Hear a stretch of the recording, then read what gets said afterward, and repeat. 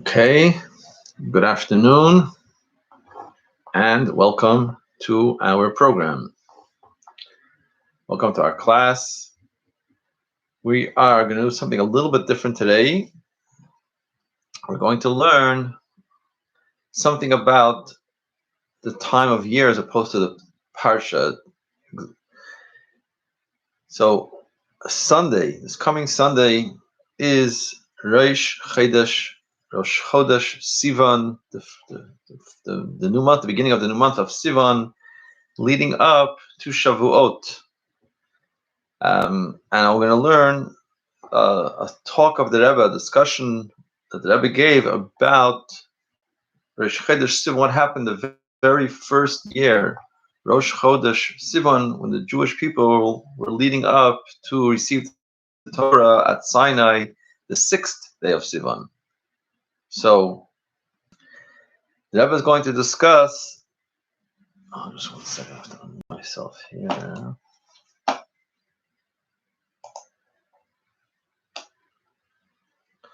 The Rebbe is going to discuss the topic of Rosh Chodesh Sivan, how it was a preparation for the Jewish people to receive the Torah at Sinai.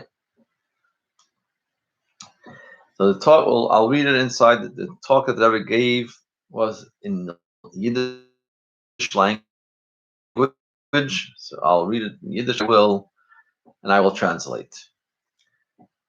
Rosh Chodesh Sivan, which is again Sunday leading up to Shavuot, which is on the 6th day of Sivan, which is next Friday. Thursday night is Shavuot. So B'chodesh Hashlishi, the 3rd month, referring to Sivan, counting from Nisan. Nisan is Chodesh Harishon Hu Lachem. Nisan, the month of, we left Egypt, the month of Passover is in Nisan, Iyar, and then Sivan is the 3rd month. B'chodesh Hashlishi, the Torah describes how the Jewish people arrived at Sinai and began their preparations for Hashem's revelation on the mountain. So what happened in sequence?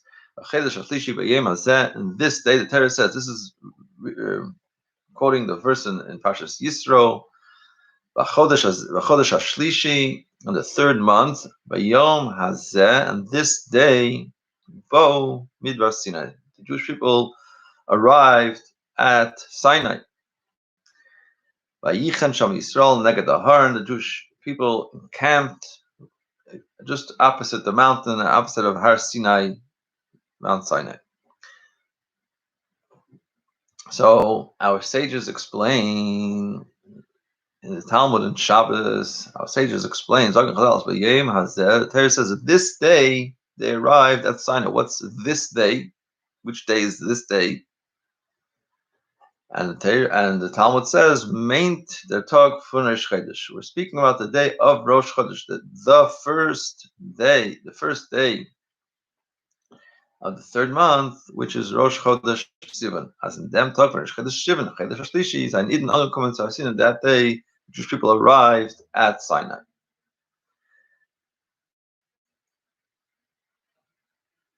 And the Rebbe goes on to explain that the mere fact that they arrived at Sinai already had a tremendous impact on the Jewish people, as we'll see.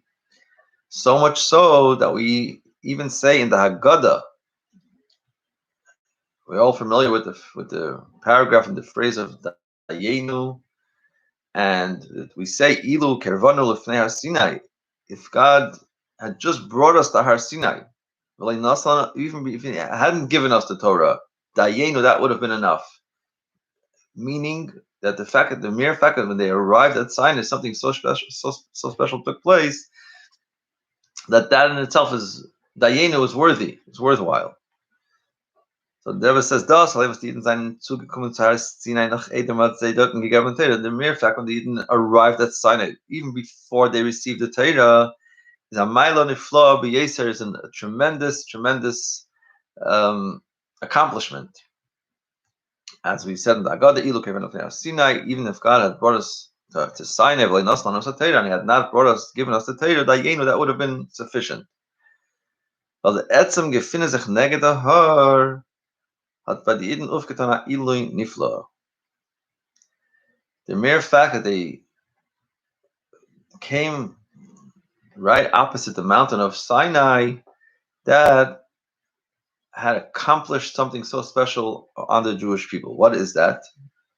So again, I'll say our sages say that the verse reads Vayichan Sham Yisrael. When the Yidden arrived and Jewish people arrived at Sinai, it says Vayichan Sham Yisrael. Now, interestingly enough, we're speaking about plural. We're speaking about 600,000 Jews that arrived at Sinai. So the Torah should have used plural Vayachanu Sham Yisrael. That the Eden arrived and encamped at Sinai, and yet the Torah uses Vayichan singular. Vayichan Sham Yisrael. The Jewish people rested at Sinai. But so this implies, the Torah is implying here that the Jewish people became so united, Ki'ish echad b'leiv echad. They were like one person with one heart. And as we'll see soon, the rest of the travels leading up to this traveling from Egypt, traveling along towards Sinai, the rest of the travels, there was arguments and there were differences of opinion.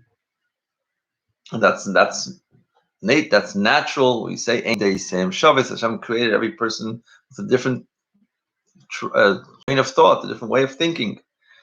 But here, when the Eden arrived at Sinai, they were so united that they were considered Ishachad, like a single person with a single heart. They all had one thing in mind, one thing looking forward to, and without differences of opinion, they were all extremely united in a very profound way, as we'll see. Fine.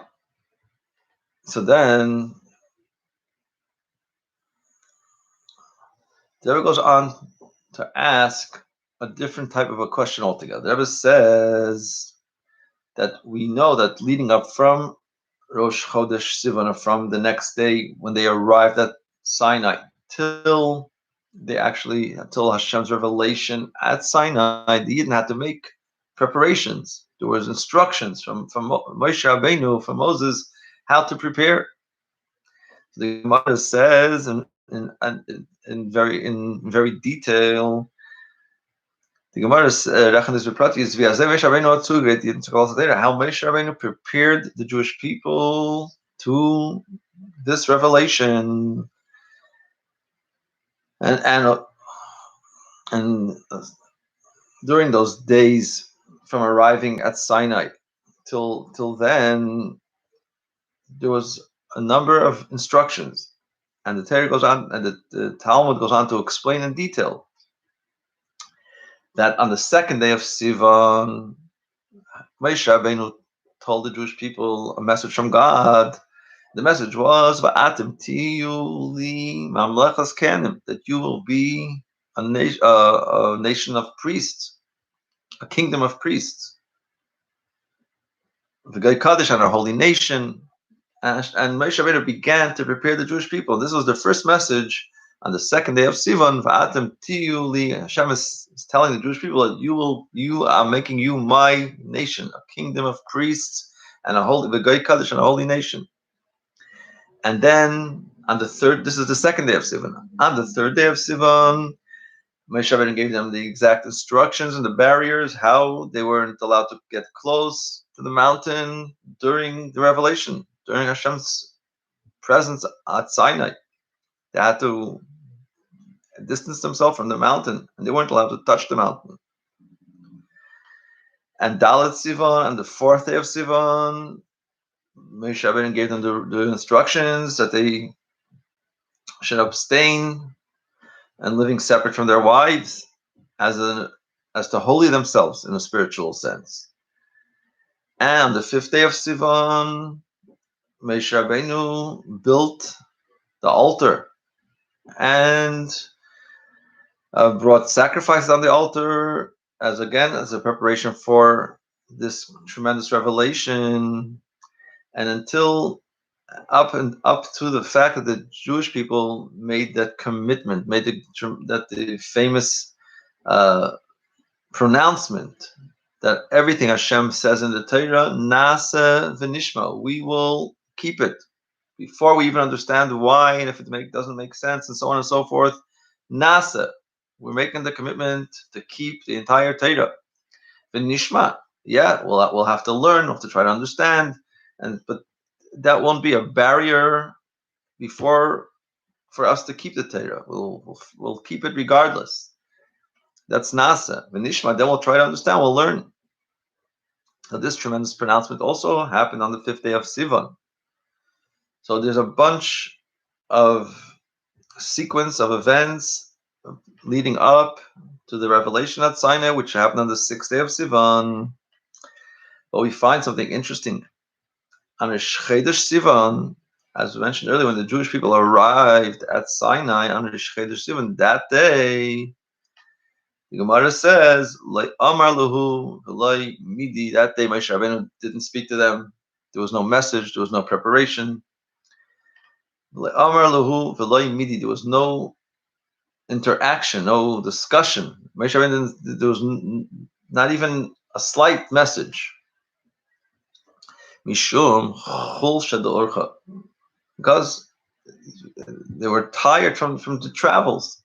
So they arrived. Moshe Rabbeinu, Moses gave them a day to rest, and following that, the next day they had a day to rest, and the next day, from the second day on Sivan onward, there was messages from Moshe Rabbeinu from God how to prepare.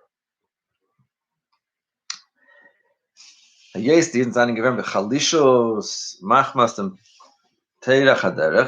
the people were tired, weak. Chulsha means that they were weak from travel. Moshe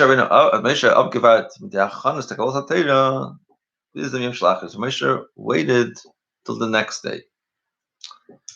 The Rebbe goes on to ask, seemingly this doesn't fully make sense.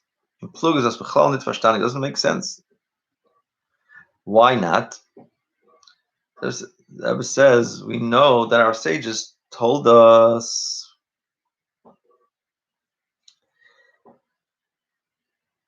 that when the Jewish people were told that they're leaving Mitzrayim, they're leaving Egypt, and it says, when Moshe Rabbeinu will take the Yidden out of Egypt, Tavdun, there's a purpose, there's a goal. Where are we headed to? Tavdun, as Halikim Allah said, they're going to Sun. They knew in advance that they're leaving here for the reason leading up to arrive at Sinai, to get to Torah. And the Yidden were extremely thirsty for this event, and they began counting. As we know, they counted, and that's how we count every single day leading up to the Sfiras HaEmer. We start from the second night of Pesach. We count 49 days. We're up to day 42. And the Yidden were so anxious, is the word I wanted to use. They were so anxious to receive the Torah. And as they're getting closer, they're getting more anxious. That's the nature of the human being. When you're anxious for something, you don't feel tired. You don't feel your body. Your body's operating on overdrive, so to speak, and tiredness doesn't get in the way. You kind of push forward because you're so anxious for this event. The Rebbe is saying that our sages tell us that the Yidden were extremely anxious and thirsty to receive this Torah, and it's not to count the days. And it's obvious, the Rebbe says, that as they get closer to Sinai and to this great revelation, this great day, the anxiousness gets even stronger, kicks in stronger. Now they already arrived at Sinai. this is where the event taking place. So there's a tremendous anxiousness and excitement. So usually you don't, as I said earlier, you don't feel your tiredness because you're so anxious. But the Rebbe is saying it's tamua, it's strange, it's wondrous. How is it that reaching this point, close, leading up to Sinai, with such yearning and anxiousness, and this Rebbe has no message for them because they're weak from travel. Moshe could have welcomed them, could have said something as a, tomorrow we will start the process or something. Like Amarlu v'lay midi, there was not a single interaction.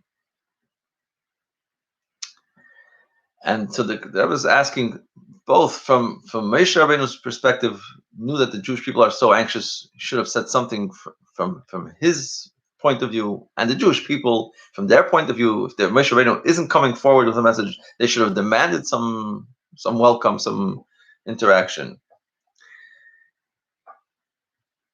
And then the Rebbe goes on to say, from a practical perspective, it doesn't even add up, because we're saying that they were tired from their travel.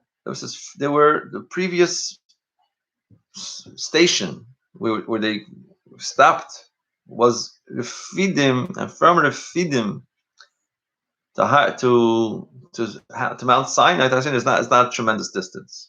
Whatever the distance was, it wasn't a great distance. It didn't require such strain to get to tire them out that they needed a full day to rest.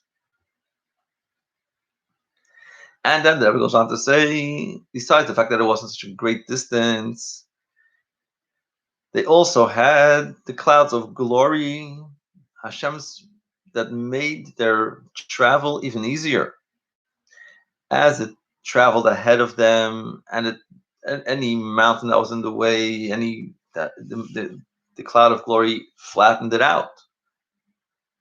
If there was a pothole or a steep area, it lifted it up. If it was something high, it lifted it down. It flattened it out. So they were traveling on even ground. There were no hills, no going upwards, no going downwards. So that's the second reason why they shouldn't have been so tired out. And the third thing is, they were saying a Chedesh Sivan on that year was either Sunday or Monday.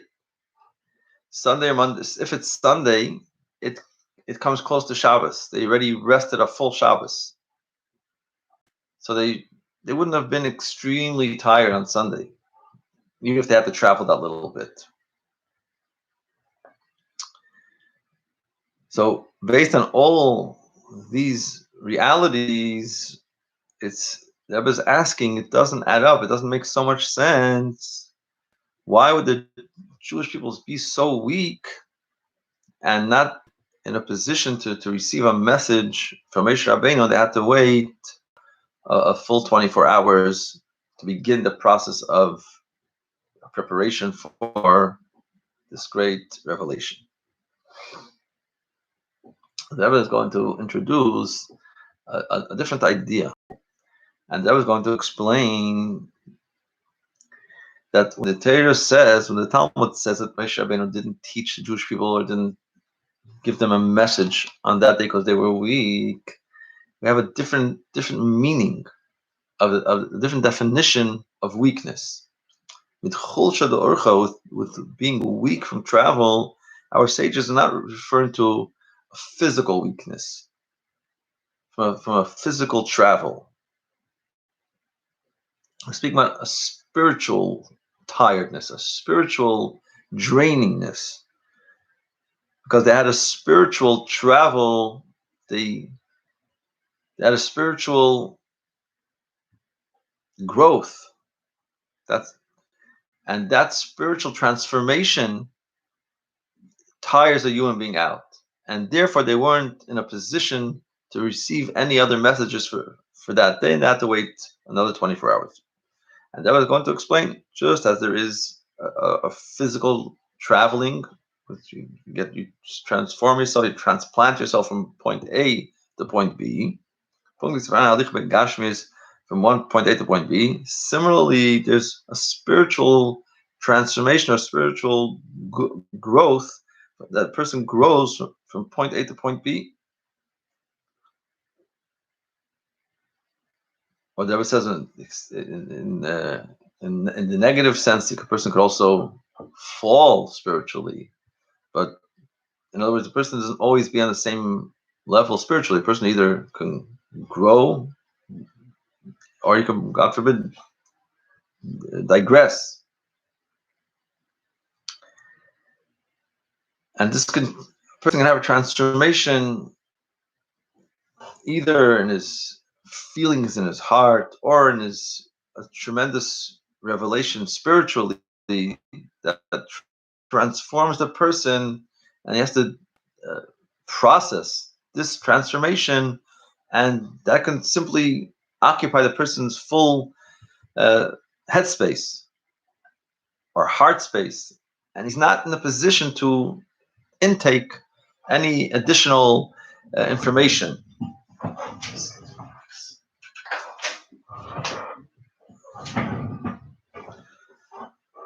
So they were saying, in our situation, in our case, there says the Masois verschieden seien gegangen von Mitzrayim bis Har Sinai sind gewähnt nicht nur a halicha gashmis nor eich und beikar a halicha ruchnis. A shinui in der Matzav ruchni von Iden und an Aliyah b'Avedas Hashem und werden als mehr Nenter und mehr Reus agavos HaTeira. And there was explaining that when the Eden were when the Jewish nation, when the Jewish people were in Egypt, it says that they were sunk to the lowest levels of impurity. Memtes Shari Tuma. 49. Memtes Shari Tuma. 49 levels of impurity. And every day leading up to Sinai, they were refining and growing out of this Memtes Shari Tuma, growing to the 49 levels of holiness. So they were transforming themselves every day, step by step, to grow out of the 49 levels of impurity, and to grow holier and more spiritual and more refined, to be in a position to this tremendous revelation. They're going to, it's the holiest revelation what ever happened, Hashem's revelation on Sinai. And so they were busy growing and transforming themselves. So it wasn't just a physical travel from Egypt to Sinai. There was also a spiritual travel as well.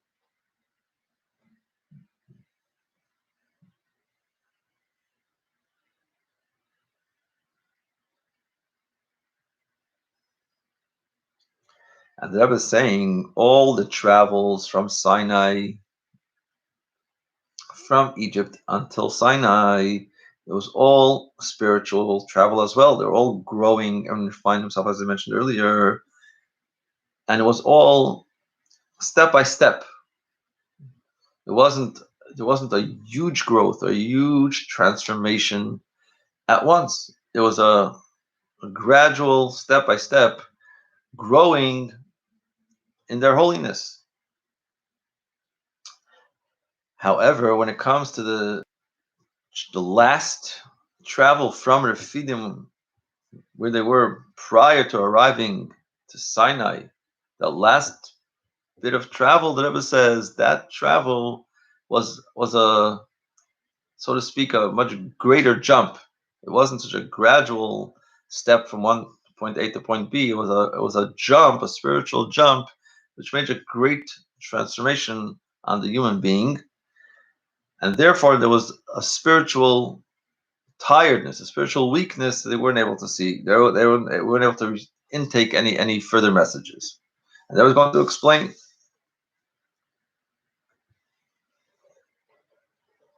the difference, the Eusketelkeit, the difference from this travel to the previous travels. I would say just allude to in the verse Vayichan Sham Yisrael, based on the verse Vayichan Sham Yisrael, that it says that, as I mentioned earlier, when the Eden arrived at Sinai, it says they rested. It says it uses the terminology that Torah uses in a singular as opposed to plural, meaning that they were Ki'ish Echad, Belev Echad. They were united as one.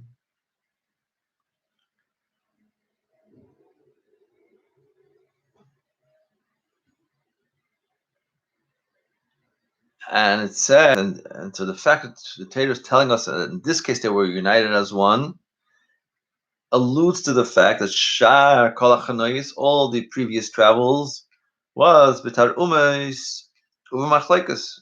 There was differences of opinion, there were arguments, there were, so to speak, fights.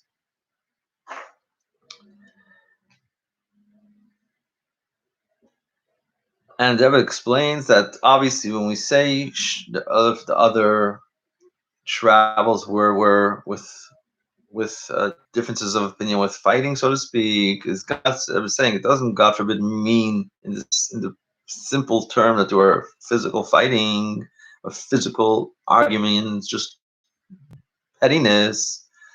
No, there was arguments and differences of opinion had a certain. There was a spiritual motive. And this one believed this is the way Hashem wants. One believed this is what Hashem wants. So there were arguments, spiritual, like we see in the whole Torah. You have the whole Talmud is full of arguments of Abaye and Rava, Hillel and Shammai, and so on and so forth. The whole Talmud is constant differences of opinion, because that's the nature that God created us with. That ain't the same show. It's no two people think alike. And you say, especially with us Jews, we say two Jews, four opinions. So, and the Torah says clearly that the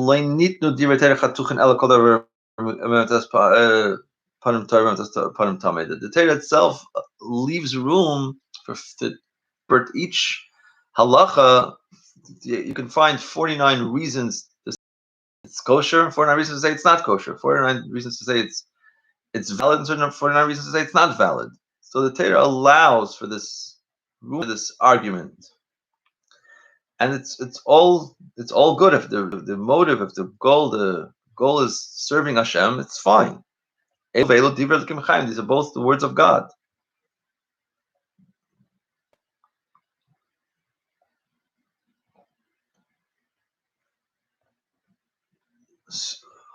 So the point being is that even though spiritually there was argument in the other travels, when it came to Sinai, there was a tremendous novelty here, and that is that the Jewish people were united as one. Now we're put everything aside. You had one thing in mind, is the revelation of Hashem at Sinai to receive the Torah.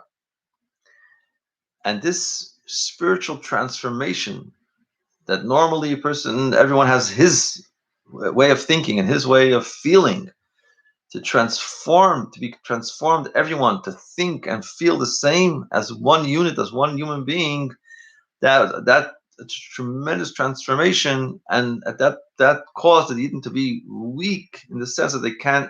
This transformation, it takes a toll on a person, and therefore they weren't in a position to take in any other information, and therefore the rest of the